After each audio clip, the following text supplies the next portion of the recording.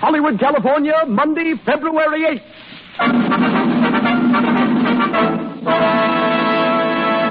The Lux Radio Theater presents Gene Raymond and Anna Sten in Graustark with James Gleason and Moroni Olson.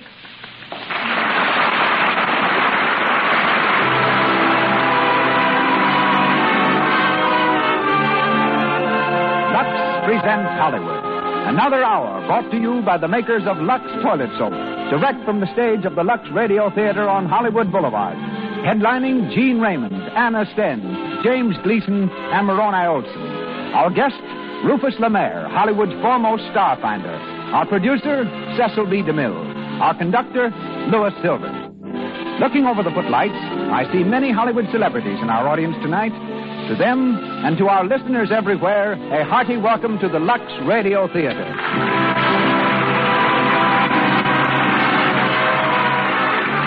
Let me remind you of this, that modern complexion trouble, cosmetic skin, comes gradually. If right now you're letting stale rouge and powder, dust and dirt choke your pores, you're taking chances. Don't do it. Use rouge and powder all you like. But remember that the soap 9 out of 10 screen stars use, Lux Toilet Soap, removes cosmetics thoroughly. It guards against the tiny blemishes and enlarging pores that mean cosmetic skin. It keeps complexions lovely, the way complexions ought to be. Protection, beauty for your skin at a very moderate cost. And now, our distinguished producer, ladies and gentlemen, Mr. Cecil B. DeMille.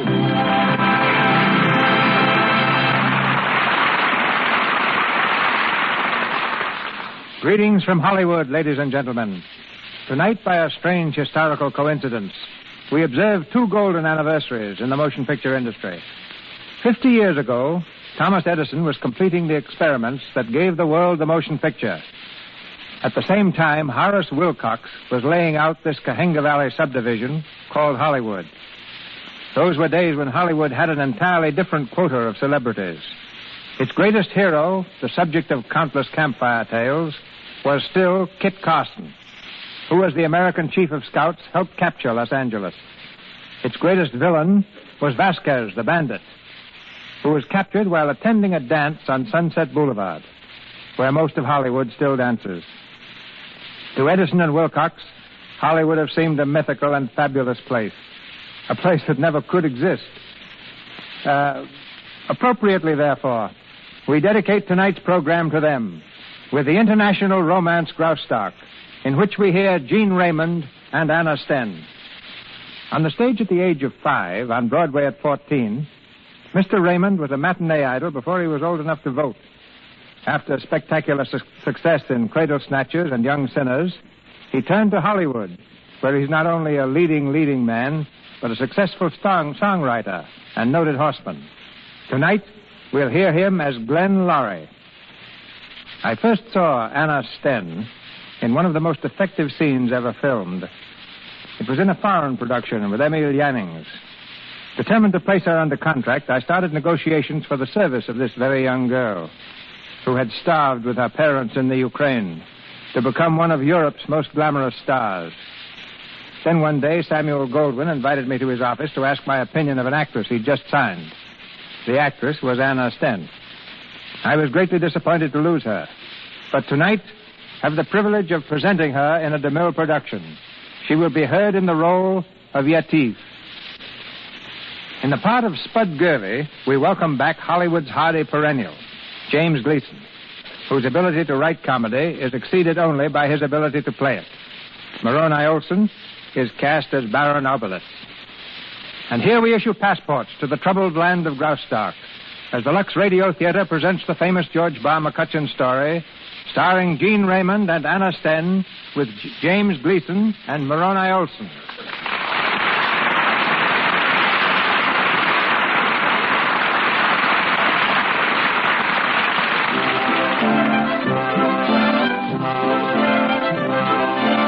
We're on Riverside Drive, a wide and impressive boulevard in New York City, overlooking the Hudson River. In the shadow of Grant's tomb, Glenn Lorry, a young reporter, is sitting on a park bench, deeply absorbed in the morning paper. Along the path comes a well-dressed, well-mannered young lady.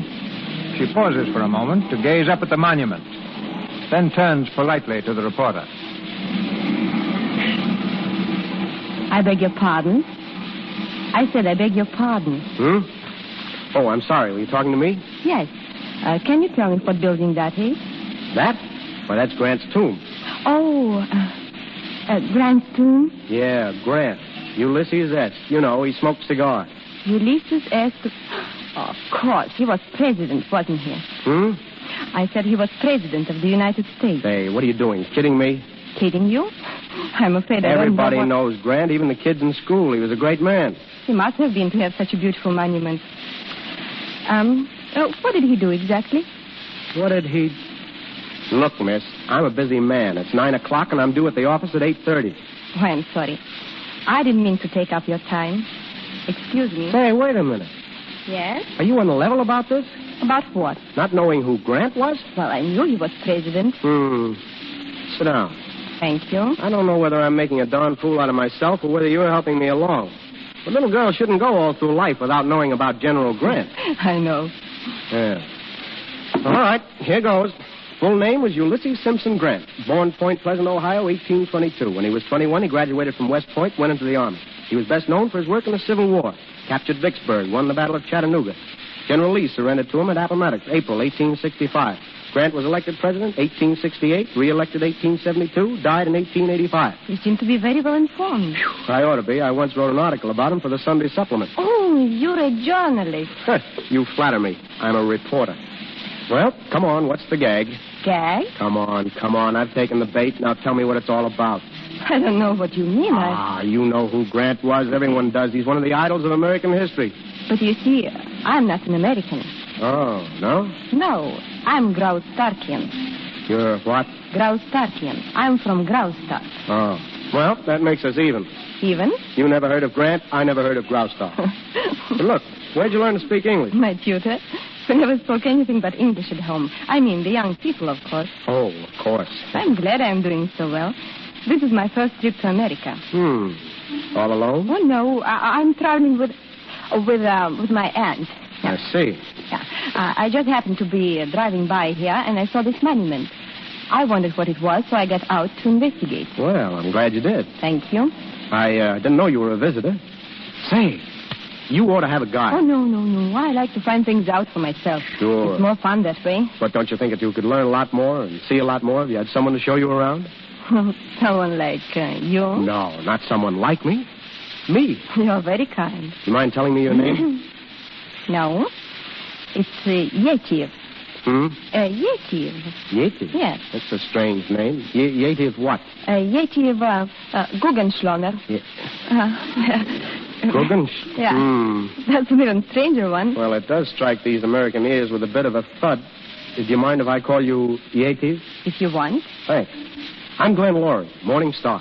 How do you do? Fine, thanks. Now, what about that kind offer of mine to show you around? Oh, well, I'm afraid I couldn't. Oh, don't be bashful. I'd love to do it. But my aunt, she wouldn't like it. The point is, would you like it? Yes, but... It's a date. Where are you staying? The Carlton. The Carlton. What about 9 tomorrow? No, I couldn't. 10? No. 11. Well, I'll see. Good. I'll be there at 11 sharp. It's with 87. You may come right up and... Yetiv? William, it's my aunt. I forgot all about her. Yetiv? Yes, Aunt? I think you should come back in the car now. Yes, Aunt. At once, please. Well, goodbye. Goodbye. And thank you very much. Not at all. Say, so long. So long. To the hotel, Hugo. The hotel, yes, madame. Yetiv. Yes? You shouldn't have spoken to that man. Oh, Auntie, please. He was a very nice young man. I do not care you forget your position.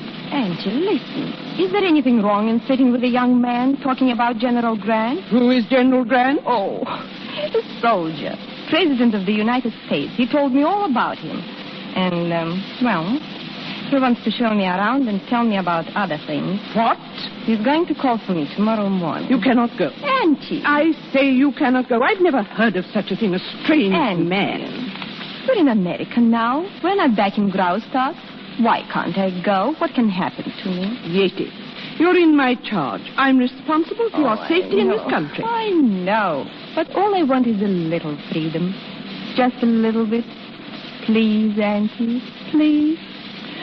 Very well, you may go. Oh, Auntie. He can show you all the sights you want. Auntie, you're a But darling. I am going to go with you. Oh, dear.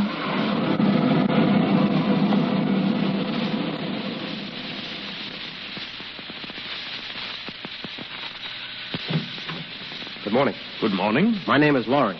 Miss Guggenschlan is expecting me. Miss Guggenschlan? It's all right, Hugo. Come in, Mr. Lorry. Ah, good morning. Well, I'm right on time. Yes.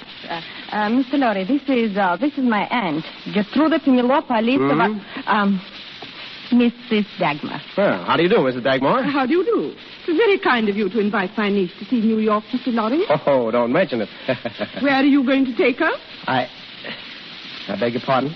I said, where are you going to take us? Why, My aunt is going too, Mr. Lorry. Oh, yes? Yeah. Well, that's fine.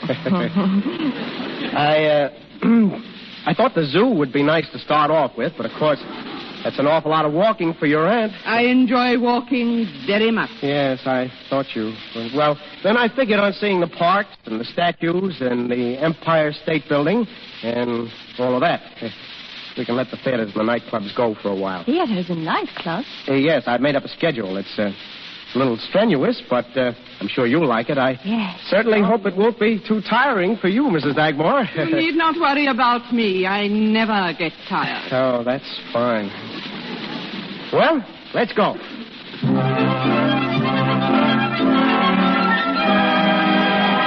Hat check. Check your hat, please.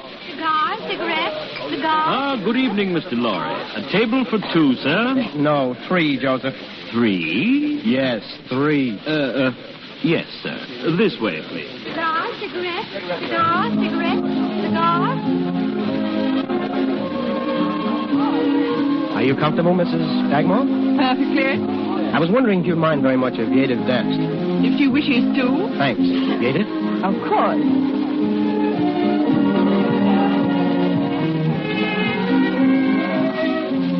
Having a good time? Wonderful. I never knew I could have such a glorious time. Oh, I wish it would never end. Must it end? They say all good things do. Look, what are the chances of our slipping out for a while?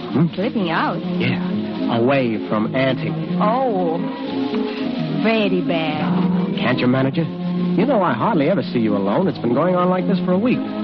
I'd like a chance to talk to you. Not now. Let's get out, shall we? But, wait until we go home. Then, when Auntie goes to bed, I'll come down and meet you. That's swell. I'll have the car outside.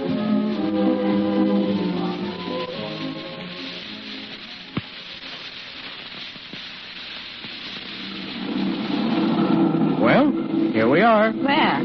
Grant's tomb. Don't you recognize it? Oh, yes. It looks different by moonlight. Yeah.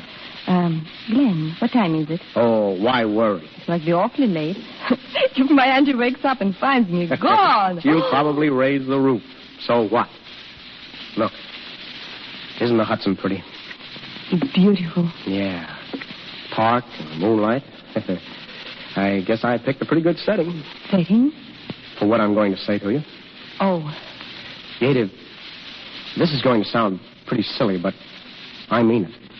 I've never said it to anyone before, and I don't think I'll ever say it again. Yediv. No, don't, Glenn. Please. You know? I think so. That's why I don't want you to say it. Why not? Because, let's not talk about it. But I want to talk about it.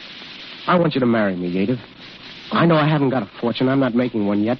But I've got a pretty decent job now, enough for us to live on. And if you marry me, I'll go up by leaps and bounds. I know it. Will you, Yediv? I can't. But, Yediv... Don't ask me why. I just can't, that's all. You want time to think. Is that it? No. It won't do any good. It might. I'm satisfied to wait. Glenn, I do like you. More than I'm willing to admit. Even to myself. But then what's the trouble? What's holding you back? Oh, I can't answer that. All right, I'm not going to be a pest. But I want you to promise me one thing. Yes? This objection of yours, whatever it is, I want you to promise me you will think it over, carefully. And then if you still think it's impossible, I'll do a fade-out. No questions asked. But you've got to promise me. Very well. I'll think it over. Will I see you tomorrow? If you want. All right, let's say 5 o'clock. That gives you 14 hours to meditate. Long enough? I think so. Good. Where are we going? Back to the hotel. Say, I don't want you to lose any time.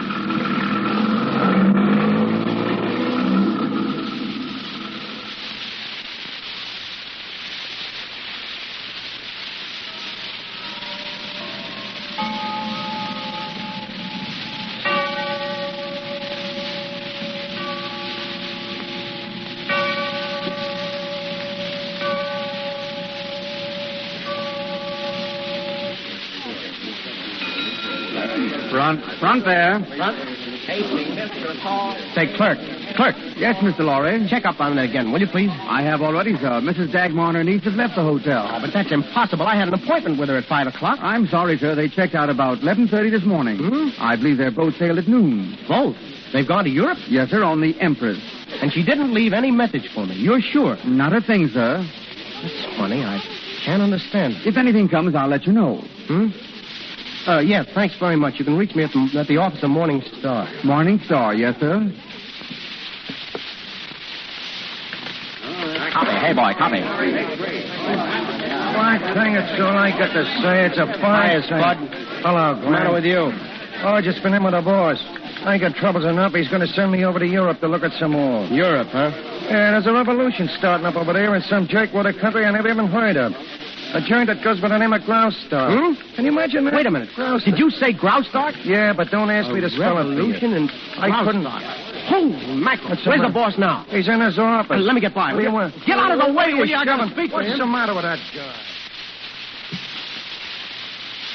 Sorry, but I need you for that City Hall assignment. Oh, boss, anyone can cover that, but this revolution story is right up my alley. You've got to let me go over there. I don't know, Laurie. McLean's in the Paris office. He can handle it. I wouldn't be sending Spud if I had a good photographer there now. But listen, boss. Say, why are you so anxious to get the Graustark anyway? Well, I like the place. Yeah, how do you know? You never been there? Well, I like the pictures of it. Oh, come on, boss. Be a sport, will you?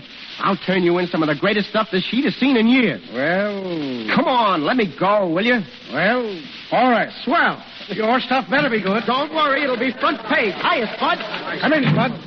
What's the layout, boys? I'm sending Laurie over, too. Yeah. You get the story, and you shoot the picture. Yeah. Sounds like a great setup, Spud. What's so great about it? Huh? Why, the revolution excitement. We'll be right over there in the middle of it. Yeah, and Mr. Giant's opening game. Oh, forget it, will you? Well, I'm going home and get packed. Shake, boss. Thanks a lot. See you later, Spud. Well, what's the matter with that guy? He sure is excited. He must be nuts. You'd think he was going to meet his girl. Ticket, please. Ticket. Oh, ticket, please. Yes, lady. Ticket, please.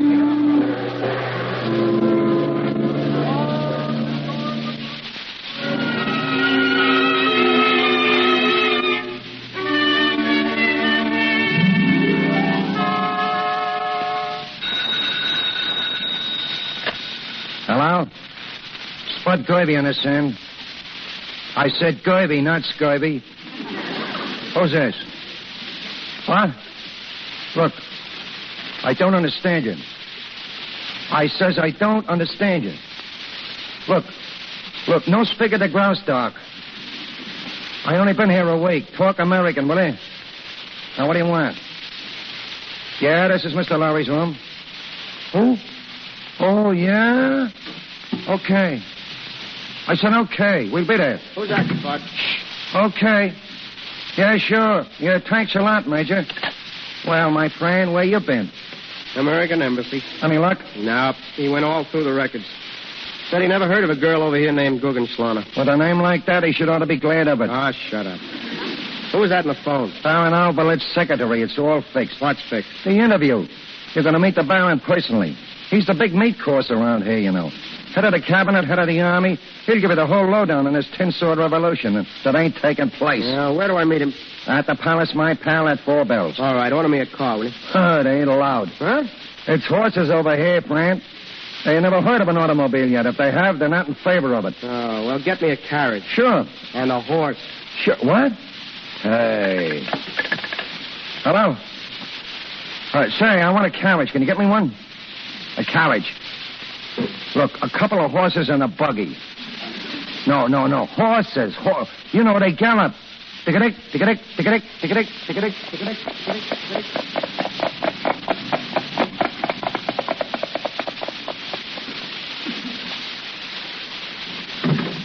You will wait in here, please. The Baron's secretary will come presently. Thanks.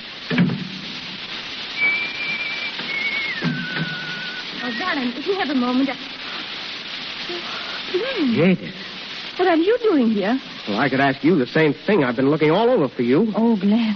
You left New York in a hurry, didn't you? Yes, we had a cable. You might have let me know. Oh, I'm sorry. I thought it would be easier that way. Just to walk out? Sure, that's always easy for the one who does the walking.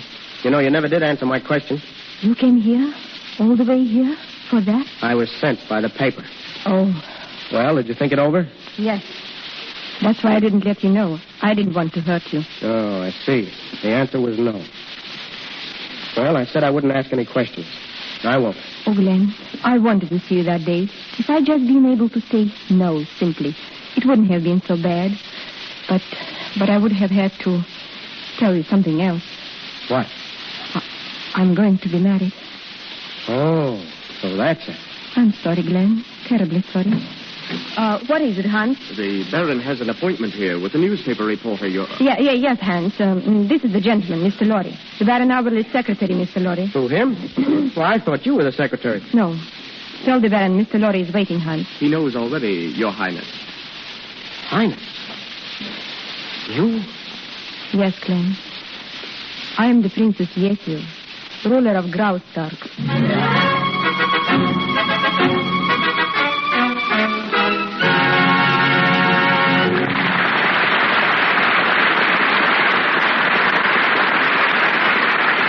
In just a moment, we are going on with the Lux Radio Theater presentation of Graustark, starring Anna Sten and Jean Raymond with James Gleason.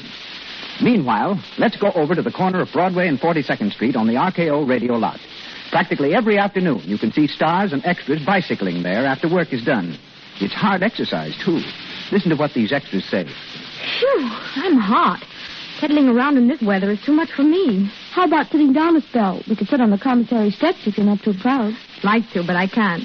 Have to go to Pasadena tonight. Dinner with friends. You'll never make it. Me, I couldn't move a step. Oh, I'll make it all right. Dead as a dog now, but life will look better after my bath. A few moments in a warm tub while that nice fragrant Lux toilet soap lather does its work, you'll feel like a million. Now, the sequel to the story. If you could follow Linda tonight, you'd see her refreshed, full of pep, confident, as girls are when they are sure of daintiness. Linda knows she can depend on Lux Toilet Soap's rich, active lather to remove perspiration, every trace of dust and dirt. She knows it leaves skin sweet, delicately perfumed, attractive. Why don't you try a Lux Toilet Soap beauty bath? Once again, Mr. DeMille. We continue the story of Graustark, starring Jean Raymond and Anna Sten, with James Gleason and Moroni Olson.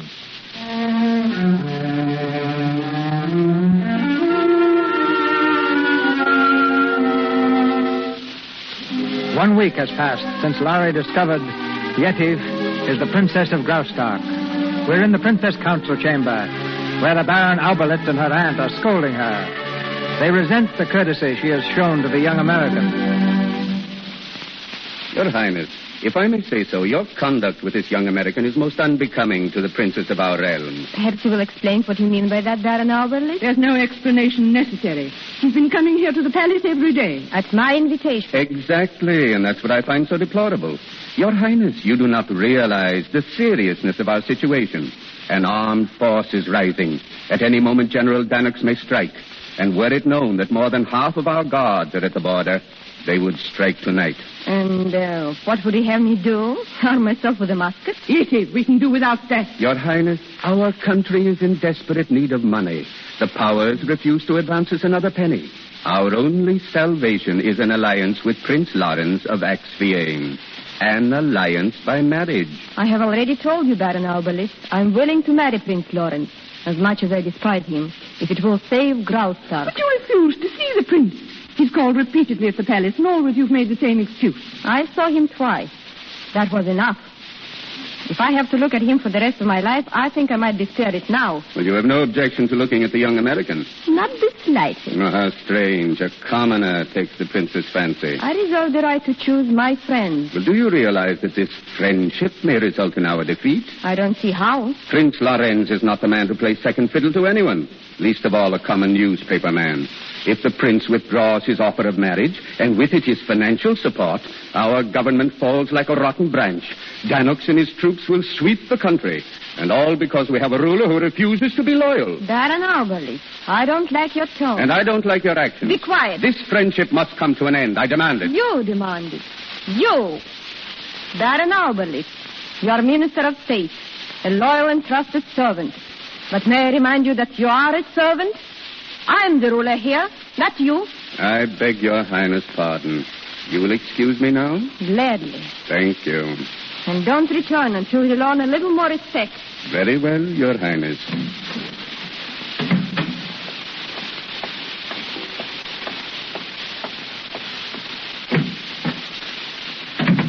Hans. Yes, Your Excellency. Come here quickly. Yes, Your Excellency. Did we receive any word from General Danux? No, Your Excellency. He's waiting to hear from you. And he will. Send him a message at once. Yes. Tell him that only half the guards are at the palace. And he may strike when he is ready. So soon, Your Excellency? Why not? But the people, his troops, they won't fight until they hear that the princess is to be married to Lorenz. You may tell him the date for the wedding has been settled. It has? You may tell him that it has. Oh, yes, Your Excellency. And one thing more. The American newspaper man. I want him followed day and night. Someone must watch him at all times. Yes, Your Excellency. And if he speaks to the princess, I want a complete record of everything that is said. But, may I ask why, Your Excellency? He stands in the way of her marriage with Prince Lorenz. If she should decide not to marry the prince, there would be no uprising. Well, that wouldn't fit in with our plans. You understand? Of course. Now, I'm not certain what steps we shall take, but he must be put out of the way. And that's why I want him followed, every minute. Yes, Your Excellency. Now send that message to General Danux and tell him to stir the people up about this marriage. The house of Graustark must fall. But, Excellency, if it does fall, if the people attack the palace and win, they'll demand a parliament. And they'll have a parliament, Hans. A very good one. General Danux and myself.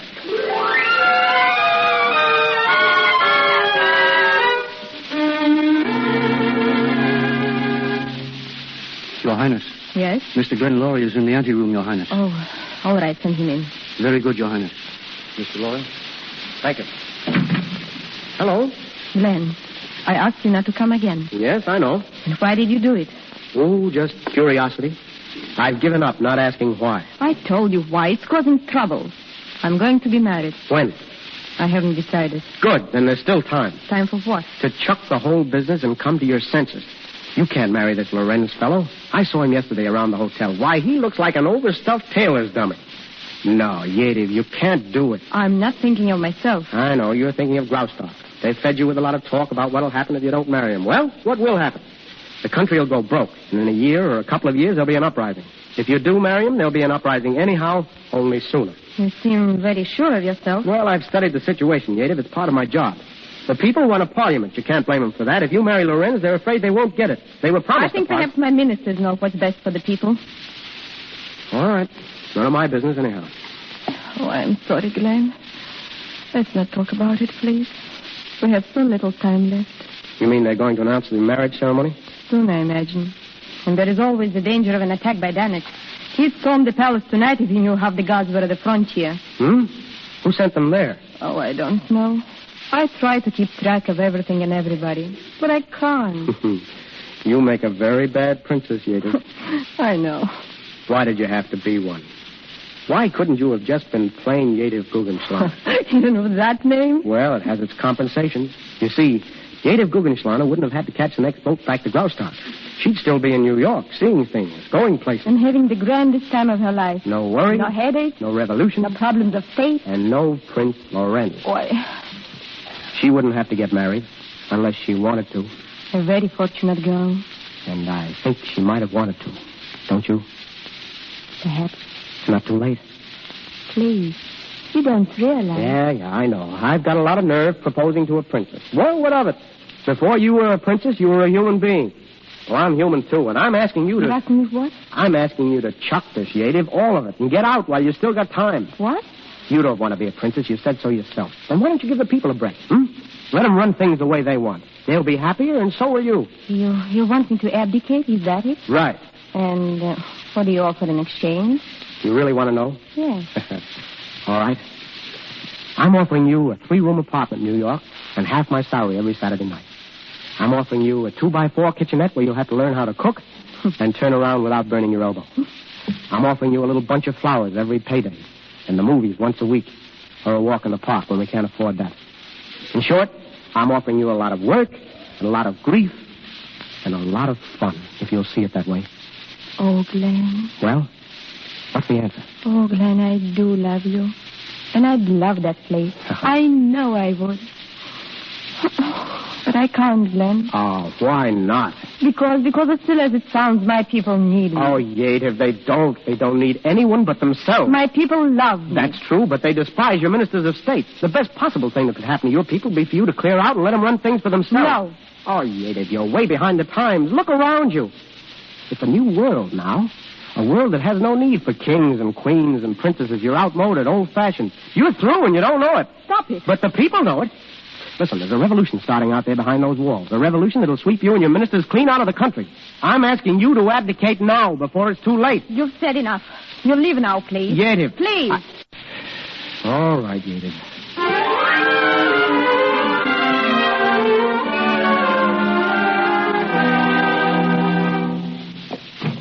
Your Excellency. Yes, son? I have here the transcript of the meeting between the princess and the American. Oh, yes. Let me see. It is word for word, Your Excellency. Our man took it down over the dictograph. Very interesting. But I'll look it over later.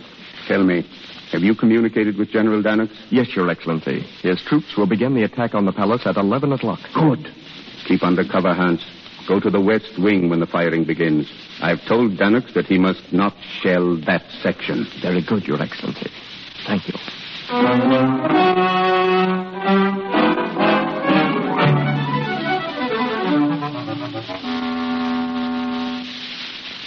So I said, listen, Pachisi, if you think I'm going to spend $3 for a buggy ride alone... Oh, lay off, will you, Spud? I'm trying to read. Yeah, I noticed that. So what? So do you always read upside down? Huh? What's the matter, thinking about her nibs? Her nibs? You know, the princess. Oh. See her today? What you have to say? Did you date her up? Spud, for the love of Mike. Okay, my pal, okay. Say, Spud, I got an idea that some of the people at Yadiv Trust are in back of this plot. Now, take that fellow Albert. Why would he send half Hey, the did you guard ever out... stop to think that maybe Yadiv's selling Graustark short? Spud, sometimes you're so dumb Okay, my pal, don't get sore. I just thought I'd ask. Oh, what time is it? Almost 11. You better go to bed. Yeah, that's about all you can do in this brig. I came over here to take pictures of a revolution. So far, all I got is the outside of the palace and a lot of horses. I ain't seen so many horses since Ben-Hur. If they're going to start something, I wish they'd start soon. I'm getting tired of this. Yeah, and so is the boss. What do you mean? A cable come for you today. Listen, when does Danik start revolution? Waiting for details. Get story at once. Oh, what does he think they do? Start revolutions just in time to make the first edition? I'll answer that. I did already. Huh? What did you say? Need $500 additional expense money, weather very warm. What's that? Sounded like thunder. Not to me, it didn't. I'd swear it was a gun. Yeah. You hear it? I tell you, it's thunder. No. Nothing could happen in this brig after 10 p.m. I'll take it. Hello? Yeah. Yeah. What? Are you sure? What is it? Wait a minute. Go on. Yeah, okay. Spud, will you tell me what's going on? Wait a minute. Okay, mister. Well, thanks for the tip. What's going on? It's the revolution. It's happened at last. Who's that on the phone? The manager of the hotel. All foreigners are ordered to keep in the rooms. No one allowed out on the street. Well, get your hat, Spud. We got work to do. Say, wait a minute. Where's the fighting? It's at the palace. They're shelling the palace. I'll see you later. Hey, wait, you can't get there. Well, Get there. Listen, Spud, you get come your on. pictures and dig up a story. Wait a for me. minute. I gotta find Yadiv. What's the matter with that guy?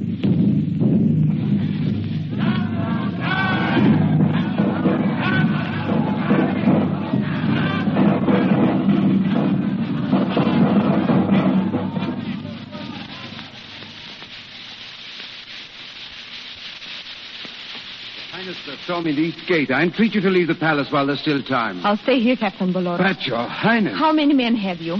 Less than 300. We can't hold out much longer. Where is Baron Auberlis? Why doesn't he come here? I've looked for him, Your Highness. He's nowhere to be found. You must find him. And you've got to hold the gates. You've got to. Yes, Your Highness. Captain Bolores. Your Highness?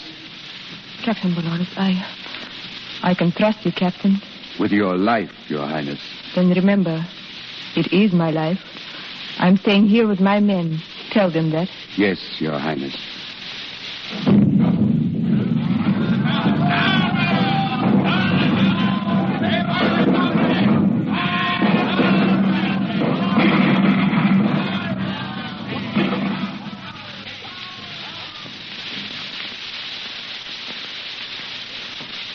Edith! Ben! Oh, are you all right? How did you get in here? Never mind that. The question is how you're going to get out. I'm not getting out. Oh, don't be a fool, Edith. I've just come through that mob out there. They've got blood in their eyes. Now, listen. I can get a carriage to the west gate. I'm not leaving. My men are out there giving their lives for me. Sure, those that aren't hiding in the cellar. My soldiers are loyal. Yeah. How do you suppose I got through the gate? By slipping one of your loyal soldiers $50. What? Yeah, now, come on. Your Highness. Oh, Baron Auberlis. Come here. Your Highness, I have just been informed of Herr Lorry's arrival. He bribed his way through the gate. Indeed. Do you understand? He bribed his way through. What's happening out there? Are my own men turning against me? Well, there is no need to excite yourself, Your Highness. Herr Lorry was allowed to pass through the gates at my specific order. What? And it is now my pleasure to place Herr Lorry under immediate arrest. What are you talking about? Arrest? What for? Well, if he were a citizen of Graustark, Your Highness, I would call it treason. Treason? What? The betrayal of military secrets to the enemy. Are you crazy? It's very simple, Your Highness. In your conversation with Herr Lorry this afternoon, you disclosed the fact that we have only half the guards at the palace. No one knew of this but you and me and Herr Lorry. I accuse him of informing General Danux as to the state of our defense, thereby provoking the present attack. Listen, you, another crack like that, now... Lieutenant, Your Excellency? place this man under arrest and confine him to the North Tower. One moment. Baron Auberlis, may I ask how you knew of our conversation? Well, it is of no significance, Your Highness. This man pleaded with you to abdicate in order that you might be free to marry him. You refused, and he took the only possible course open to him. He betrayed Your Highness to the enemy in an attempt to bring about a quick overthrow of Your Highness' royal position. Say, did you ever try writing stories? You've got a swell imagination. Glenn, this isn't true. Oh, It can't be true. What do you think? I don't know. You did ask me to abdicate. His exact words, Your Highness, were these. The best possible thing that could happen to your people would be for you to clear out and let them run things for themselves. You're through and you don't know it, but your people know it and I know it. Glenn, you did say that. Sure, what of it? It's the truth and you know it. Be quiet. If you were out of here, I wouldn't care if they shell this palace to pieces. Be quiet, I said. And they'll do it, too. They'll set up their own government with their own laws and their own leaders, and it'll be a darn good thing. There it is. Now, do what you want about it. You see, Your Highness? Take him away. You really mean it? You have forgotten once too often that I am Princess of Graustark. Yeah. I just can't help thinking your name is Guggenschlaner. Lieutenant? Yes, Your Excellency. Come along. Take your hands off. I don't mind spending a night in a cell, but I won't be pushed into it. It will be more than a night, Herr Lorry. Oh, yeah? Not when the American ambassador hears about it. Think you got trouble now? Wait until tomorrow. Well, pleasant dreams, Your Highness.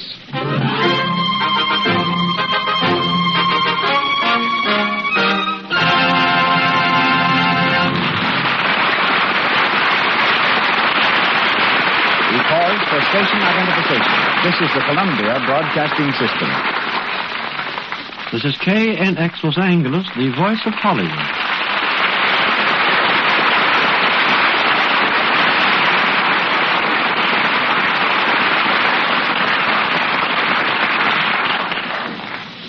We will continue with the Lux Radio Theater presentation of Graustark, starring Anna Sten and Gene Raymond, with James Gleason shortly.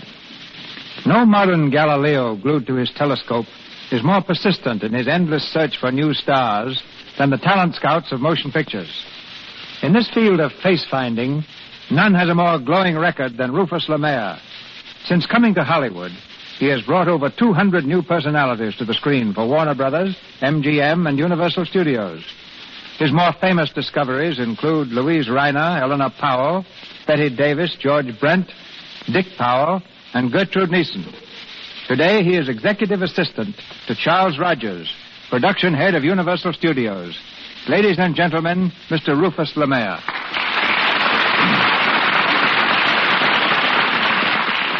Thanks, Mr. DeMille.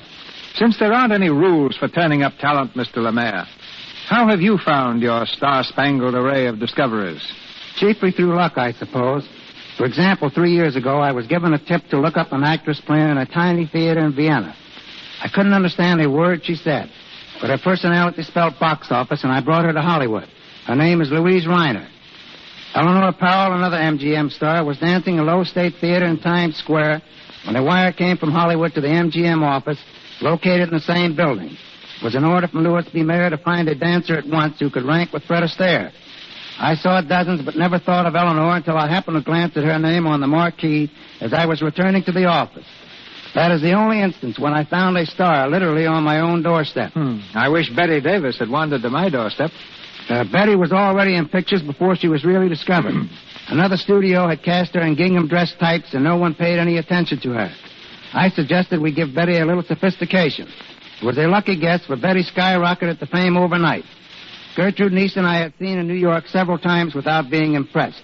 But when she sang at the Trocadero here in Hollywood, with a new style of song, a slimmer figure, and a new style of hairdress, I couldn't hand her a contract quickly enough.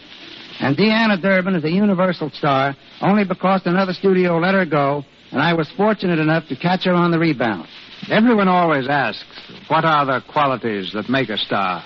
Well, there are three. A voice that you believe when you hear it saying, I love you. Second, charm. And third, appearance. A good complexion, for instance, is not only something nice to look at, but it is a definite reflection of character.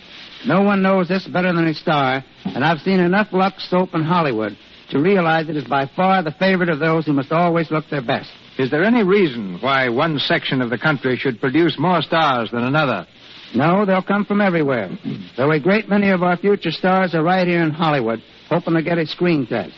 They haven't had experience, and you can't blame producers for hesitating to experiment with them. It's a big chance to take.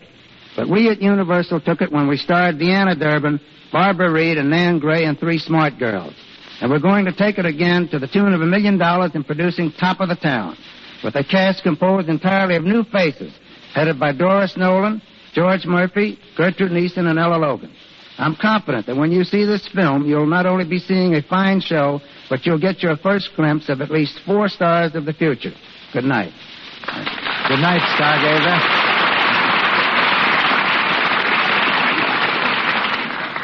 We return to our story, Graustark, starring Gene Raymond and Anna Sten with James Gleason.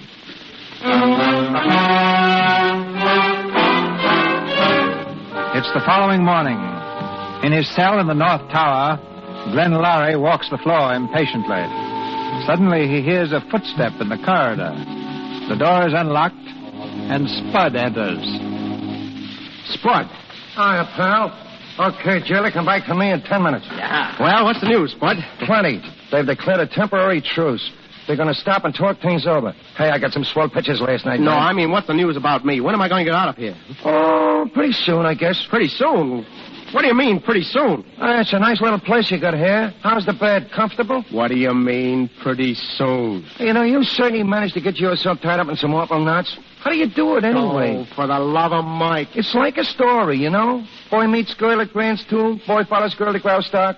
Boy proposes to girl. Girl throws boy in a can. It's like a story. Spud, if you don't shut up, I'll strangle you with my bare hands. I want to know when I'm getting out of this place. I'm coming to that, my pal. Say, you know, you should ought to have been with me last night. Know where I was? Right in the middle of the revolution. And did I get some pictures? Oh, boy. I'm standing right in the middle of the mob, see? I got my camera under my coat, and who marches up but General Danix? Right smack in front of me with about 10 assistants. Boy, I never see so much gold braid in my whole life. So what happened? Spud. You know what I did? What? Will you answer my question? When do I get out of here? Give me a chance, my pal, will you? So I snapped the picture. Danix and his parents. The only 10 ever been snapped. Spud, I'm going to poke that nose of yours. Okay. What's on your mind, my pal? What's on my mind? Did you go to the American Embassy? Certainly I went to the American Embassy. Good. What did the ambassador say? Well, nothing. What do you mean, nothing? He left town on business day before yesterday. He won't be back for a week. What? Yeah, that's right. And what happens to me in the meantime? Well, I guess you're stuck. Now, about the pictures. Shut up about You know- your pictures. I don't care if you snap Danik standing on his head. I want to get out of here. Right here. Yes, sir, I can. Good morning, Herr Lorry. Oh, it's you. What do you want? Well, I've come to pay you a little visit and to have a short talk. Well, the shorter it is, the better I like it. You change your tone, please. Remember, you were my prisoner, Herr Lorry. Who's this guy, Glenn, the royal stooge? You're excused. Get out. Hey, you know, I seen you before someplace, Colonel. I said get out. Okay. But don't shake your medals at me, Major. I'm the American press. Well, be seeing you, Glenn. Yeah. So long, pal. So long, Corporal. Hey, I could swear I seen your kisser before someplace. Hey, using you to live in Brooklyn? Get out. Well? Sit down, Herr Lorry. What do you want? Herr Lorry, I regret the necessity of confining you here. In fact, it is my sincere wish that you remain with us for as short a time as possible. Mm-hmm. Go on. Well, I'm prepared to release you at once and on one condition. That you cross the border by 6 o'clock this evening and make no attempt to return. Suppose I don't agree. Well, then you must stay with us. Indefinitely. At least until the revolution is over. All right. I'll stay. I see. You are making a mistake, Herr Lorry. Maybe, but I'm staying just the same.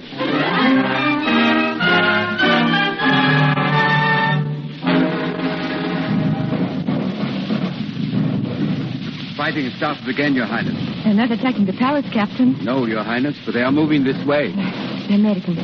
Captain, is he safe? For the present, Your Highness. If they attack the North Wing. I would like to speak to him, Captain. You will bring him to me here. But, Your Highness. You have my orders, Captain Dolores. I will see him here at once. Hello.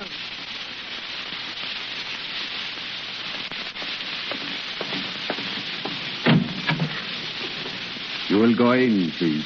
Thank you. Glenn. Hello. I hear you want to see me. Yes. How have you been? You have a good night's rest? Please, Glenn. I did, too. Pillow was a little hard, though. And I suggest you widen out those cells. The ventilation's awful. Glenn, I am sorry. Really. Yes? I didn't want to put you there. Yes, I know. It hurt you worse than it hurt me. That's what my father used to say. I had to do it. Albert. I couldn't trust him. He might have done anything. At least he was safe in there. Oh. You do understand. Well, I didn't quite see it that way last night.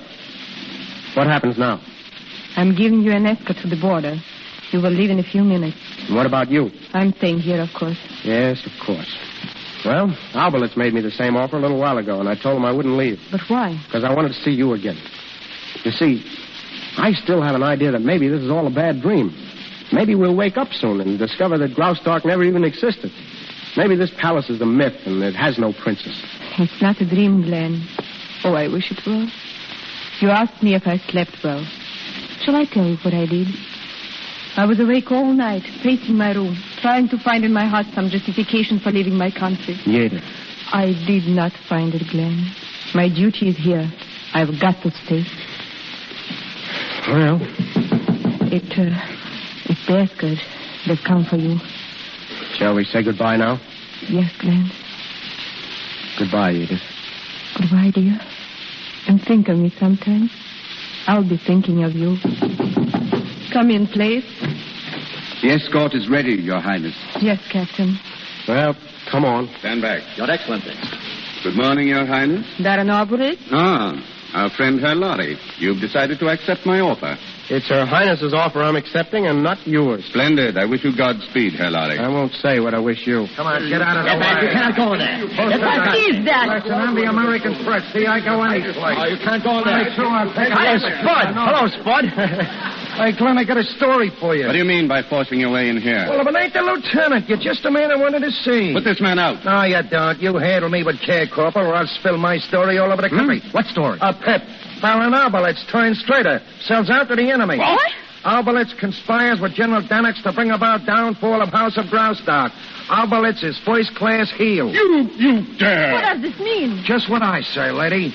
Do you remember those pictures I took of Danix Yeah. and his officers? Yeah, what about him? Well, I took a good look at him again, and who's standing right beside Danix but our pal, Corporal Alberlitz? What's a lie? Oh, have you got the picture with you, Spud? Sure, here, take a slant. Good see? work, Spud. There it is. Look at him, Yative, the one on the end, see? Right. This is ridiculous. So you're the one who slipped Danix the information about the guards, huh? And you pinned it on me. Your Highness, this man is insane. Oh, pictures don't lie, even for you. Captain Dolores, arrest the Baron Alberlitz.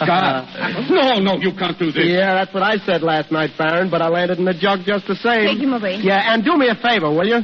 Stick him in the North Tower. Spud Mott. Look at him now. He ain't even a buck private. Oh, you'll regret this. Danix will sweep the country. And that's the man I've been listening to all these years. The man who spoke to me of loyalty. Now, Yative, you wanted justification. Wait. Captain Dolores. Captain Dolores,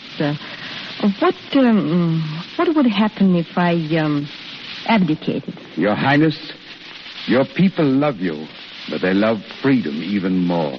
You mean, they'd get along without me? I'm not needed here. They can run things themselves? Yes, Your Highness.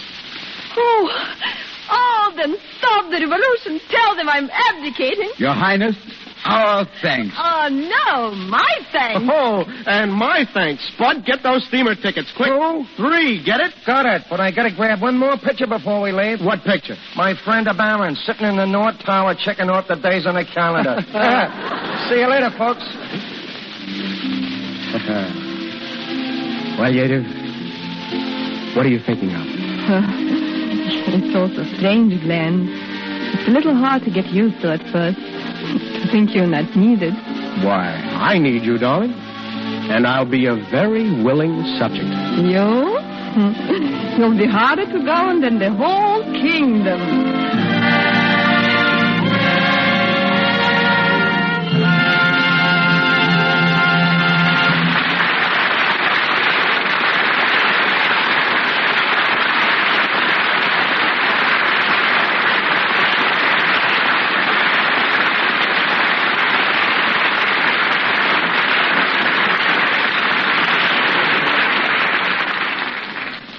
So we sail away from Graustark and drop anchor again in Hollywood. By the way, when Hollywood was founded 50 years ago, the majority of its citizens were sheep.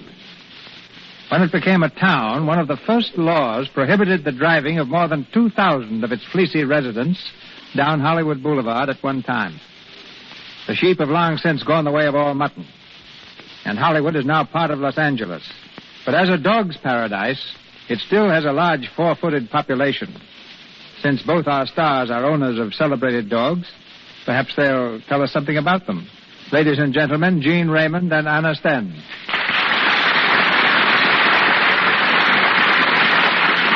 Thank you, Mr. DeMille. The only claim to fame my dogs may have is the fact that they are the only ones of their kind in Hollywood, at least as far as I know. They come from Siberia, and they are known as Samoyeds. Well, since names make news, Anna, what do you call them? Well, one is Pushok, which means swan down. One is Druzhok, meaning little friend. And the third is Vanka, a nickname for Ivan. Pushork, Druzhork, and Vanka. Well, it's a cinch they're not Irish, like my setter. But I thought you said you had a quartet. Yes, I have. And here's where I fool you. The fourth one is named Hooligan. Ah, a harp and a Russian choir. And I suppose, Gene, that you call your Irish setter Ivan Ivanov. No, I call him Trey, after the dog immortalized in Stephen Foster's poem. But tell me, Anna, how did you happen to name a Russian dog Hooligan? Well, hooligan means roughneck in Russian, too. Oh. And my hooligan is about the loveliest dog I've ever seen. Always in a dither. Did you say lather? No, I said dither. But if you're looking for a chance to get in a word about Lux toilet soap, Mr. DeMille... Oh, I am. Well, I'll say a good word for it any time. Lux toilet soap has been the favorite in my household since ever I came to Hollywood. Thank you, Anna.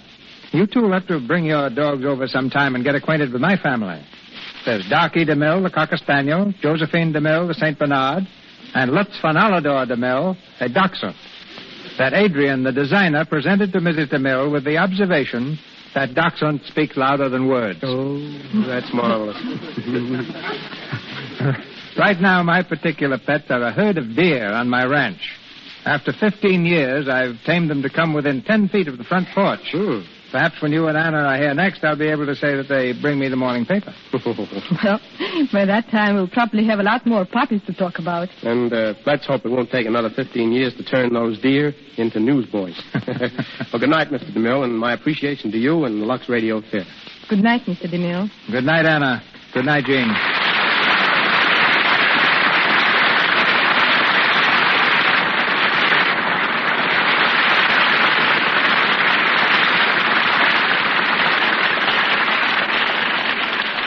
Thank you, Miss Sten and Mr. Raymond. Ladies and gentlemen, this is your announcer, Melville Ruick. There's an important announcement coming from Mr. DeMille in a moment. In the meantime, may I say that our stars tonight were assisted by Moroni Olson as Baron Oberlitz, Winifred Harris as Countess, Frank Nelson as Hugo and Secretary, Lee Millar as Higgins, Leo McCabe as Captain Baloritz, Eddie Kane as Lieutenant, Lou Merrill as Waiter, David Kerman as Soldier, Ross Forrester as a footman, Margaret Brayton as cigarette girl, and Mary Lou Fisher as hat check girl. Mr. Raymond, Mr. Gleason, and Mr. Olson appeared through courtesy of RKO Studios, Mr. DeMille, Paramount, and Mr. Silvers, 20th Century Fox, where he was in charge of music for the new Irving Berlin film, On the Avenue. And now, Mr. DeMille. Let's suppose that you have two rich relatives, an uncle and a grandfather, both of whom remember you in their wills. From your uncle, you get $1 million. But Grandpa, who detested your uncle, gives you $6 million, on the condition, however, that you spend every penny left by Uncle Ned within 1 year. This is the dire situation in which our hero finds himself next Monday night. And who better to face it than that man of iron will and steel nerves, that stalwart of the networks, ladies and gentlemen, Jack Benny. Our play is Brewster's Millions, and brings us not only Jack Benny, but his leading lady of laughter, Mary Livingston.